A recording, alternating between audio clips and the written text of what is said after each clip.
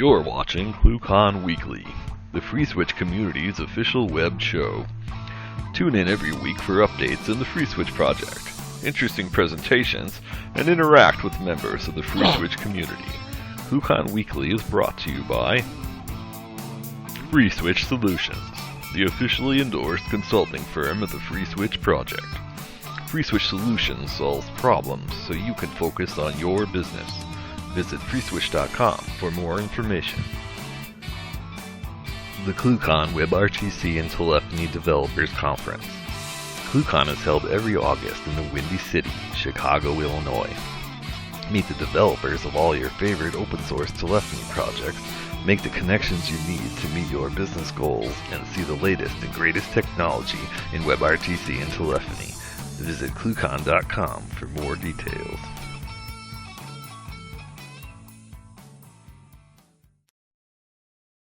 All right, welcome to ClueCon Weekly. Today is September 2nd, 2015, and we'll have Evan McGee with Ring Plus joining us here shortly, guys. So let's just hang out. Evan's always an interesting guy to speak with, so I'm sure you'll learn something today. Coming up next week, we'll have William King talking about the new AMQP module for FreeSWITCH, so don't forget to join us then. Also, the Brian and crew have been banging on Jira for the last week or so, and there's a lot of things moving forward there, so keep an eye out for that. Kathleen will give us a little bit more information on what's happened in the Week in Review here in just a moment on that. Don't forget to join the docs list. You can join the docs list at list.freeswitch.org and help out with the continuing documentation project. The documentation team has been doing a lot of work there, and there's still a lot of work to be done. So hop in and help us out so we can continue getting things documented and get the documentation to where that needs to be. So moving right along, Kathleen, how are you doing this morning? I'm doing really well. How are you? I'm doing great. So you want to tell us about the Week in Review? Sure. The team was very busy this past week, pushing through 116 commits. Many of those went towards updates and improvements to the Virto communicator, but the big news this week is the beginnings of another new module. Mod Redis is being deprecated in favor of Mod High Redis, and the initial commits have gone in to start that process. And we'll talk about that a little bit more next week with William King. In social media news, we would love to see you. Throw on a FreeSWITCH t-shirt, go somewhere awesome, send us a picture. And for those ClueCon attendees out there, if you still have any pictures or videos from the conference, please send those in. Send them to either Ken at freeswitch.org or me, Kathleen, at freeswitch.org. And be sure to follow us on ClueCon on Twitter and at FreeSWITCH on Twitter and Facebook. Facebook.com/ClueCon and Facebook.com/FreeSWITCH. Thanks. Cool. Thank you very much, Kathleen. We have Evan McGee with us today. Evan, how are you doing? We're doing great. How are you guys doing? Yeah, man, we're doing great. You want to let our audience know a little bit about yourself and then kind of take it away from there? Sure thing. So my name is Evan McGee. I'm the CTO over at a company called Ring Plus. We are a wireless MVNO. We operate on the Sprint network.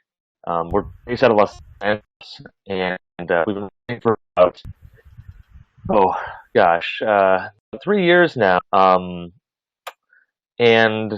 We use a lot of, sort of web technology to run around. Basically, the business process is that we use the ringback tone period, waiting for someone to pick up, to insert sort of basically like radio station style content, music, news, advertisements, and then we use that revenue to help the cost of the actual itself. With the goal of the company being that eventually we'll be able to get enough from other revenue sources that we can actually offer free phone service to everyone in exchange for sort of that radio style advertising content. And people can choose whether or not, you can pick a station you want to listen to and whatever else. And so it's pretty exciting. With a lot of other great things we work on, call apps that do translation from English to whatever other language is supported by the ASTTS. So you can, Russian. It's typical that ASR and TTS are done these days. But it is still pretty cool to have that embedded inside of a phone call, available whenever you want. So apps like that, and that's sort of the modus operandi of the company, is to keep pushing sort of the innovative boundaries of technology and sort of offer that to consumers on an easy to consume, free basis. So there you go. That's the pitch for the company. My background is that I've been involved since, I don't know, 2003 and 2004. I cut my teeth on Ask like a lot of people. Moved over to FreeSWITCH actually once we started working on a lot of MVNO stuff, because we use adhesion very heavily in the background. And at the time, and I think still today, Asterisk has some issues with channel masking, and we weren't able to get full functionality we wanted. So we ended up and creating the FreeSWITCH arrays for adhesion in order to basically get access to sort of the amazing power of that. And that's when we dove into FreeSWITCH, and that's a decision we've never looked back at. And so now this is where we are today. I use FreeSWITCH for pretty much running the entire infrastructure plus on the voice side, and it has performed pretty much flawlessly since the day we put it in place. That's cool. So now, do you guys do pretty much everything in adhesion and FreeSWITCH over there, or do you guys use other tools to help make that happen? So we do all of the business logic in adhesion. So all of the call control logic is done via adhesion, primarily because it allows for just a very hyper flexible and rapid style. And that's really what we're after. We're really, pushing boundaries and trying to move things as quickly as we can. So we needed a development in which we felt could move sort of very rapidly. And we also don't have viral growth style enough where, we could suddenly get 1 million calls at once. We sell handsets, or more than what you can actually buy a handset for Sprint and bring it on board. And if you do that, then we sort of know in advance. So we have very steady growth numbers, so we're able to provision and plan for capacity pretty easily. Cool. So now, as far as adhesion, for the guys that are watching today that don't know what that is, can you just tell everybody what that is real quick? Yeah, sure. Sorry. It is a third-party call control framework written in Ruby that uses sort of mod event socket or mod Rio to basically call control. And that's pretty much it. So it's a Ruby-based framework that allows you to relate the calls. So you can use this to say to script out IVRs and stuff like that in Ruby, and then use that to control FreeSWITCH in your call. Exactly. That's exactly right. So you'd use it to basically do R's, do API loops. So let's say you want to get some account information, you just use the built-in Ruby tooling or all the gems to do all of that sort of REST manipulation in the background. FreeSWITCH also has other, like Virginia, which is a sort of a rack-based HTTP server, so that it can be communicated with as well. So basically make FreeSWITCH into a REST endpoint that can be talked to from other ones. So you can kind of end up using adhesion to turn your FreeSWITCH into a microservice for voice.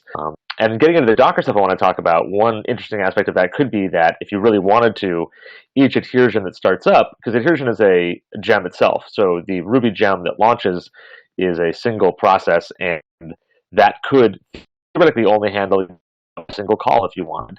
And you just fast spin it back in, and only a single call. Each one had like a unique HTTP endpoint. There's a lot of stuff you can do with it.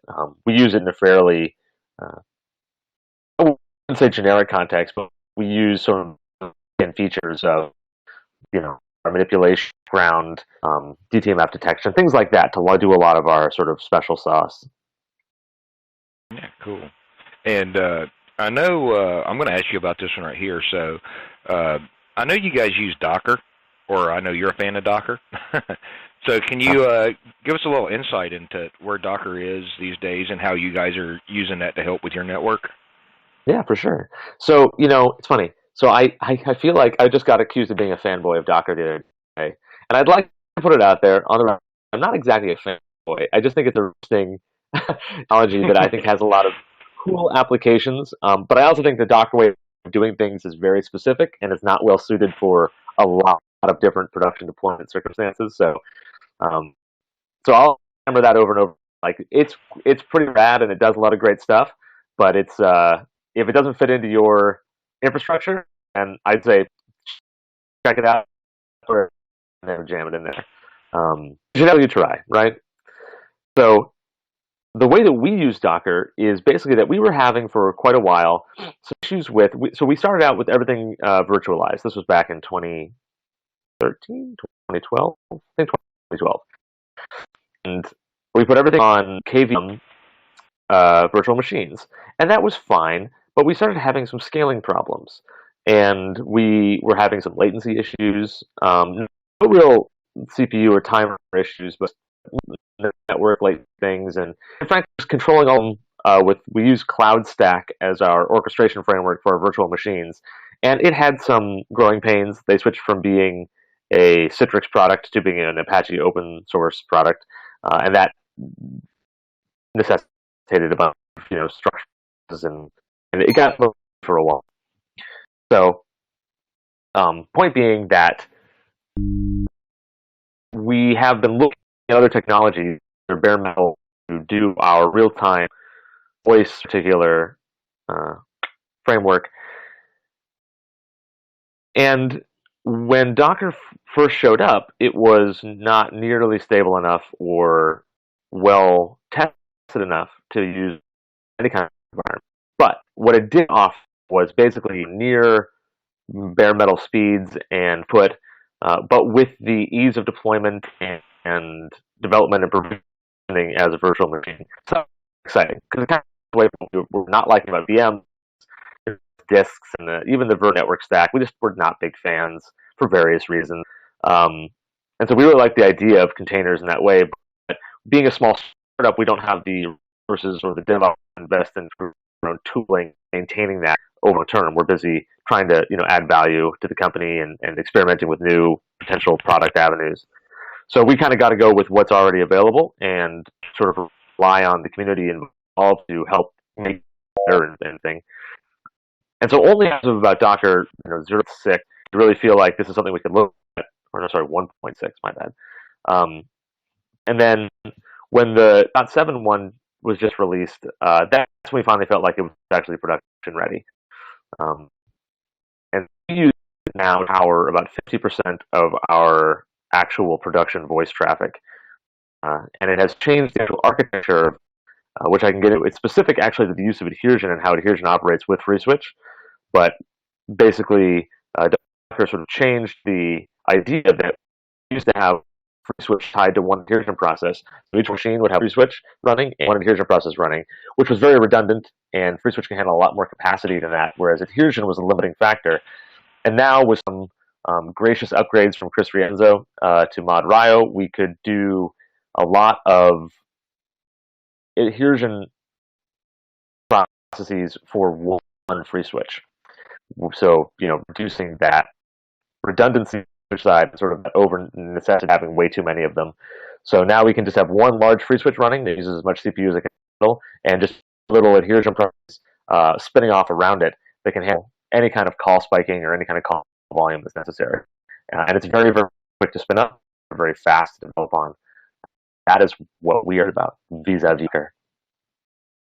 Oh, that's pretty cool. So you guys are then, yeah, sorry, your bandwidth is breaking up a little bit there, causing a little audio glitches, but I think I understand what you guys are doing. So you're running FreeSWITCH over here on one side, and then on the other side you guys have adhesion running in a bunch of little Docker containers, so you can spin those up and down as required. Did I get that right? Yeah, you're right. So the FreeSWITCH container is just like one container that is always sort of, and the adhesion container is up and down depending on call volume and necessity.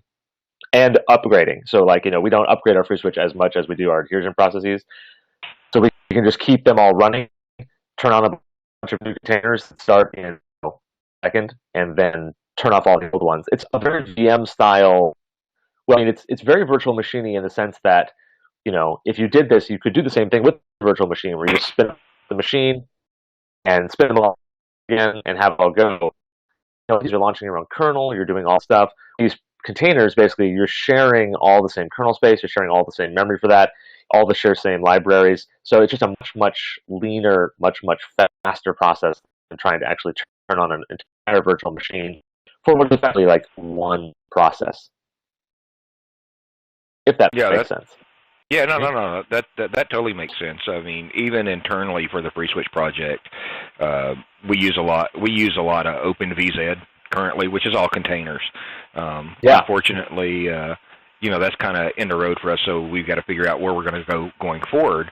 And so things like Docker or some of the new stuff that the Proxmox guys are looking at with their Linux containers is, we're going to have to evaluate that. So for me, as the person that has to do this stuff, that's actually going to be implementing it with Brian and the rest of the team, it's always good to find out where we need to head because we do know that at some point in the future we're going to have to do some upgrades there and, do a little bit of retooling. As with anything, we're a open source VoIP software project. We're not a containers project. So for us, we got to find, we're going to use the same kind of tools that everybody else is using for deploying that. So when we get to talk to, guys like you and find out what you're doing, that just helps us out. And in turn, helps the rest of the community out. So we appreciate it, when you guys can make time to come in and chat with us like this.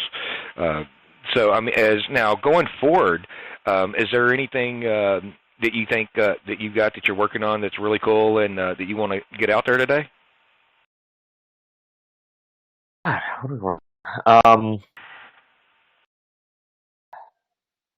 to think of what I can talk about. That's always the fun one, isn't it? Yeah, right. Really,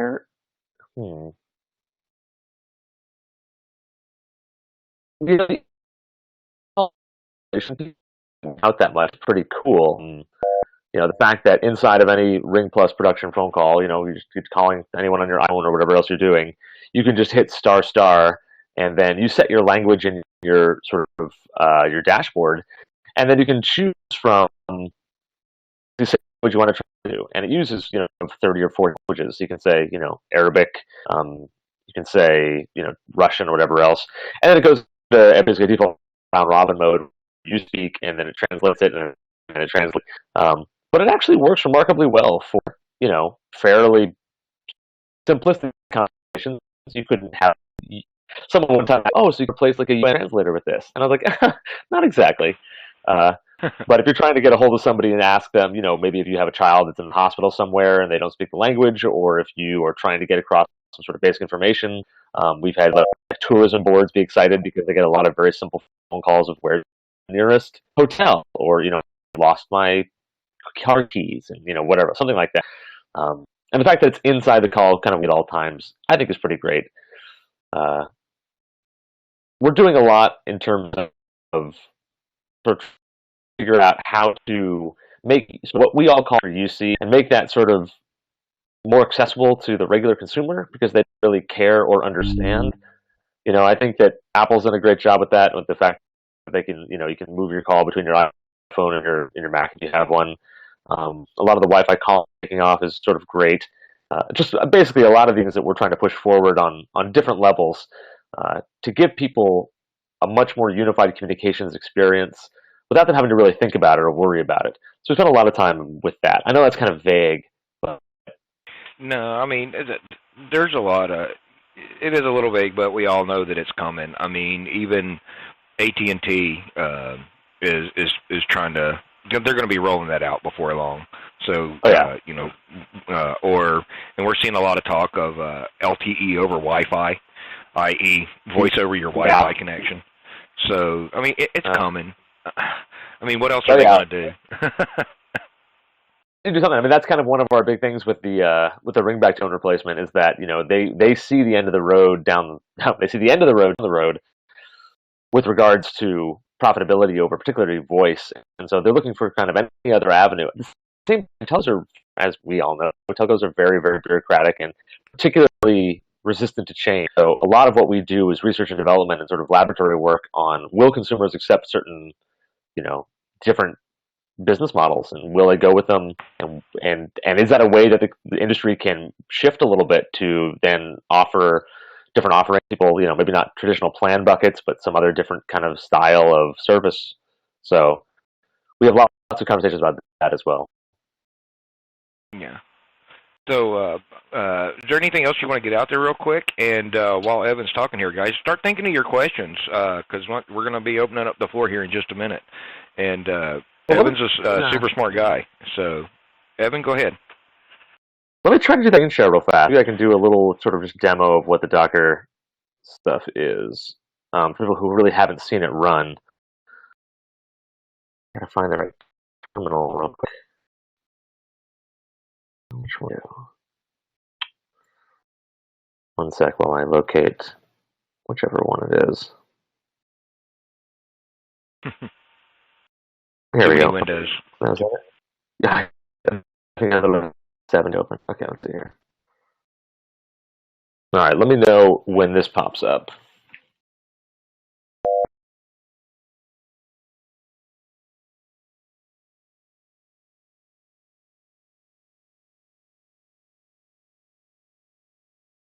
It should just pop up. Let's see here. It did in testing.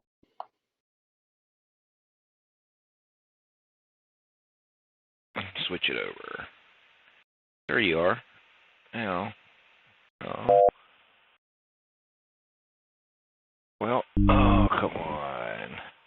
Mr. West. Oh.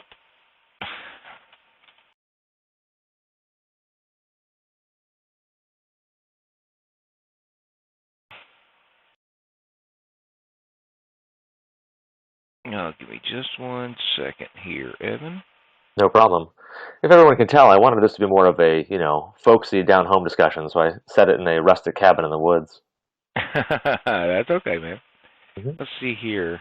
Where did it go? This is my fault right here because I am not...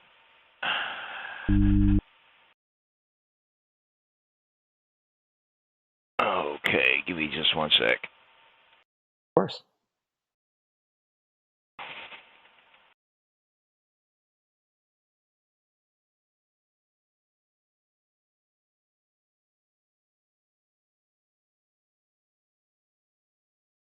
Where did it go? Where did it go? Where did it go? There we go.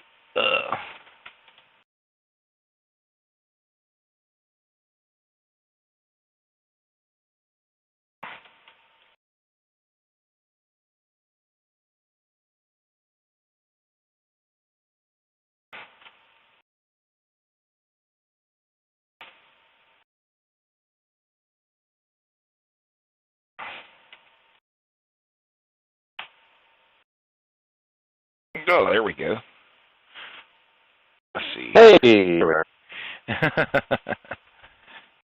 All right. Let's see here. So I have this on a development machine right now. So what you're looking at, let's see how fast this actually translates. Docker PS. Oh, that's pretty quick. Great. Okay. So this is running on Debbie and Jesse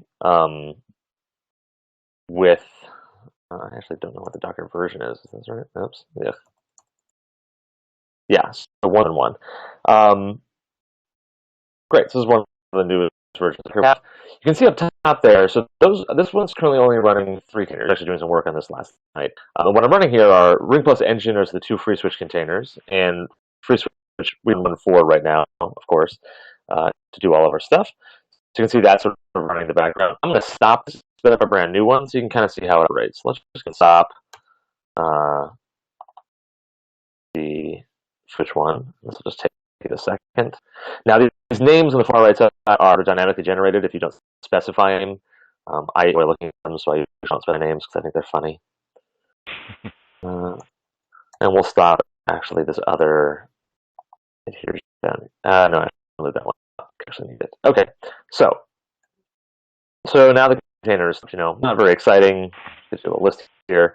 You can also look at the number. So Docker also works on images. Right? So you build a Docker image by effectively using what is called Docker. So let's actually take a look at it real fast. Whoa.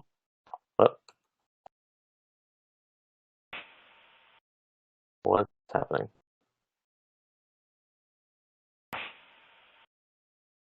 Looks very, very interesting.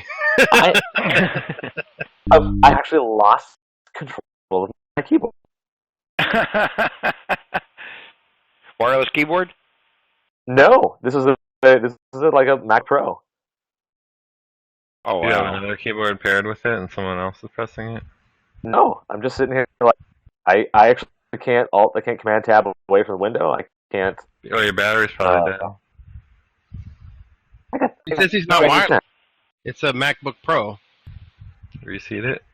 Who? All right. Reseat it. Who's hacking my machine? All right. Very, very funny.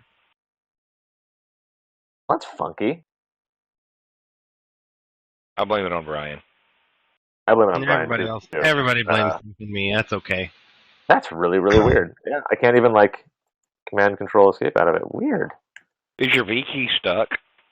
I swear to God, I'm looking at. It's a standard keyboard. There's nothing wrong with it. Guys, this has never happened to me before. I swear. Yeah. Anyway, why don't we shut that down for a second? Because I actually can't stop it. Apparently, this call can keep going, but All right. Oh, well, stop that screen sharing because back here. I get the feeling I've got power to the computer to get this to stop. I can't even close the window. It's weird.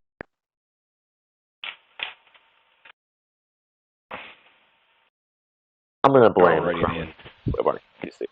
Let's see here. Anyway, what you have seen there was a Docker file that I will post IRC later, the contents of that Docker file. And basically all it is, if you looked at Ansible or anything else like that, do a series of commands, install, blah, blah, blah, blah, blah. So you pretty much do the entire regular install for a Debian version of FreeSWITCH.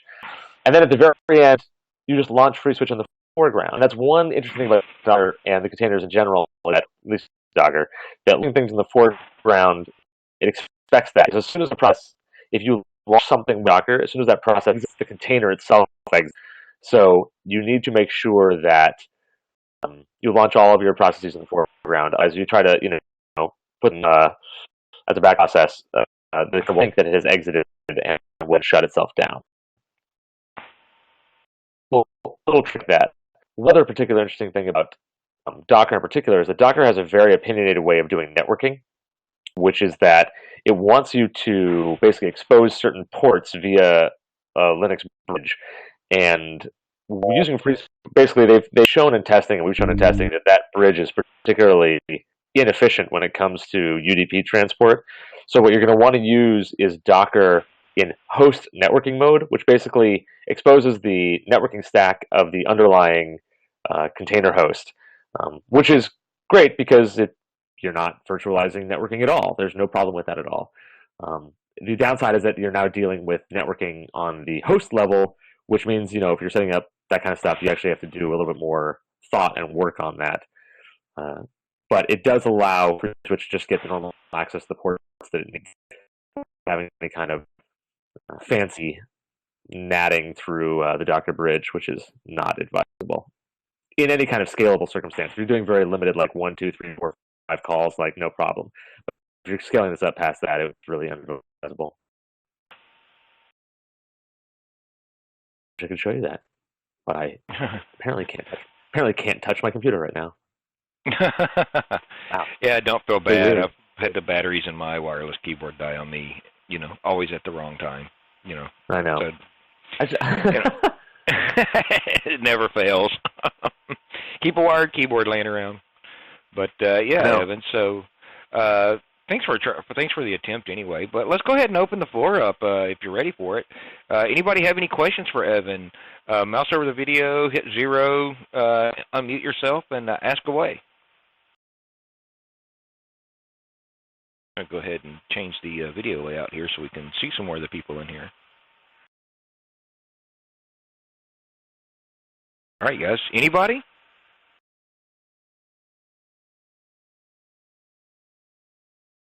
Wow, crickets.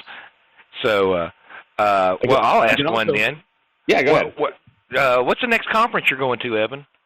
I know you were just at ClueCon, so I know where can these guys come out and hang out with you next? Yeah, so I will be actually at AstraCon down in Orlando. I may be at KazooCon also in San Francisco with the guys from 2600 Hertz, which would be great. that one's dependent on a couple other little things. But yeah, I will actually be in Orlando already, so I'll probably stop by AstroCon, and in the spirit of togetherness between the two projects now, I will probably try to do a dangerous demo that combines Switch and Asterix in some way. And those are the two next ones. Beyond that, yeah, so that's through October. That's about as far out as I know for sure. So ClueCon and then the AstroCon. Well, cool. So, is there anybody? So, if you guys have any questions for Evan, go ahead and pop in here. And in the meanwhile, I want to ask him: do you want to get any plugs in for work? Oh, yeah. Well, I also would just like to give another shout out to. I love putting him on the spot, but Chris Rienzo has been sort of like the guy behind the scenes. A lot of the times we have problems with Mod Rio, which is the protocol we use to talk to FreeSWITCH adhesion. It's an XMPP based one. He has done just a ridiculous amount of work on that when he was back at Grasshopper, and now just huge props to him for making that possible. It really has made a big difference in sort of the execution speed of adhesion groups together and sort of their communication and just keeping everything solid. So thanks again, Chris. Otherwise, we are always hearing from people who think that what we're doing is cool. If you are a particularly Ruby developer or a JavaScript developer, or if you have a lot of experience with VoIP and FreeSWITCH and those things, we'd love to hear from you. And we can just kind of take it from there. Yeah, you guys check them out, ringplus.net on the web, and see what's got going on there. Yeah. And you guys can find some cool stuff.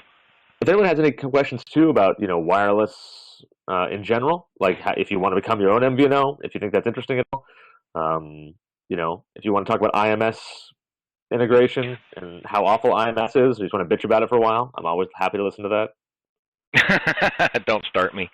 Been there. Yep. All I gotta say is, it's pretty sad when the best reference documentation for IMS is Wikipedia. God. Well, Ben Klang and I sat on a panel a couple of years ago at WebRTC West, and with a very nice lady from Alcalucent, whose answer to the WebRTC question was, we should just have a plugin for all browsers that supports IMS. And he and I just didn't know. We literally stared at her, and we didn't know how to respond. And the other guy, I think a guy from Mavenir, was like, "It's a great idea. It's a great idea." So a plugin for IMS. Yeah. That's the solution. Like it's not painful enough already. No. Do you guys have all of the diameter stuff set up for the IMS integration, or are you skipping that portion of it? We've skipped a lot of that for now. We're going to get a GUI interface up at some point just for data rating, but we operate on mostly the application server level. Okay. Are you guys using FreeSWITCH as that app server? We are. Would any diameter integration from FreeSWITCH into the IMS side of things assist? What was that? Would a FreeSWITCH client support for diameter be of any use to you guys? Yes, I think it would be a particularly good use. I mean, right now the only real one we know of that would be in production would be the Camellia one. So having, we try to keep our footprint. We tend to, go with whatever. If we can keep everything in one package, we would do that. And we only use what's necessary to accomplish a specific task. So yeah, diameter and FreeSWITCH would be a really interesting proposition. Okay. You should ping me after the call. Can you send me a DM or something? Because my screen full of V's is actually blocking the video feed, so I can't see anything. Is it filling up with V's now, or is it dinging at you? It's legitimately like this is a laptop with a wired keyboard, and it just keeps spitting out V's, and I can't shut it down. So until we're off, I'm just going to hit the power button. Oh man. Pretty fun. All right. Yeah, no, I know how that works. But yeah, no, I know the AS side of things with FreeSWITCH and IMS works pretty good. I was privileged several years ago working with Coppercon before they went under to actually take FreeSWITCH to a couple of IMS bake-offs, and we did a lot. We had at one point in time we had FreeSWITCH at the bake-off. A guy named Mike was there with FreeSWITCH doing the testing, and I was sitting in Alabama writing patches on the fly for him. So, That's So, fantastic. yeah, so I mean, it was a lot of fun seeing that and see how it stabilized, and then see how much work went into that, and then people still use it, but it's just as an application server. There's not a lot of the other stuff was a lot of people just never want to go beyond that point for some reason, and I think there's still a lot of opportunity there if we can figure out those use cases and then get access, to some of the other stuff so we can, do that interop and do those modules and everything. So Exactly. mod diameter is something that we've talked about doing in the past, but I don't, I think it would be interesting if we could get someone, corporate sponsor, to help out with that kind of thing. As with anything, it takes a lot of effort to get this stuff going. Absolutely. Yeah, we know. There's but yeah, having FreeSWITCH as the media anchor at the AS level is really great too as well. I mean, I'm excited for when, all the basically when we can roll out video in a sort of reliable way. It'll be really fun we've been playing a lot with being able to take that standard cell phone call, escalate it up to video, de-escalate it back down to a normal phone call when you sort of leave a geographically defined area, right? So, so fence things, and when you walk out, your phone rings, pick it back up again. So we're looking heavily at how that's evolving and developing. And, basically our main thing is that the consumers have to have sort of a flawless experience, sense that they can't think about it much because they don't really want to. And you'd be surprised at the customer service requests we get. People have trouble with what we think are fairly, straightforward concepts. People generally have a tough time with. So we've become very, very aware of sort of like how flawlessly can we do something, and how seamless can it be, and how few button clicks can it take. Become very Apple in that way, actually, which is maybe good, maybe bad. Who knows? Yeah, cool. So, all right, man. Hey, I want to say thanks for coming out this week, Evan. And talking with all the folks here. This is your last chance, guys. If y'all got any questions for Evan, now would be the time to get it in, and so you can get it before he's got to move on for the day. Anybody? All right, guys. Well, we're going to go ahead and wrap this thing up here. Evan, thanks for stopping by today. Don't forget, guys, we'll be back next week on the 9th with William King and talking AMQP and Redis and a whole bunch of other fun stuff. So you guys join us here next week, Wednesday, 1 p.m. Eastern Time, and we'll see you then.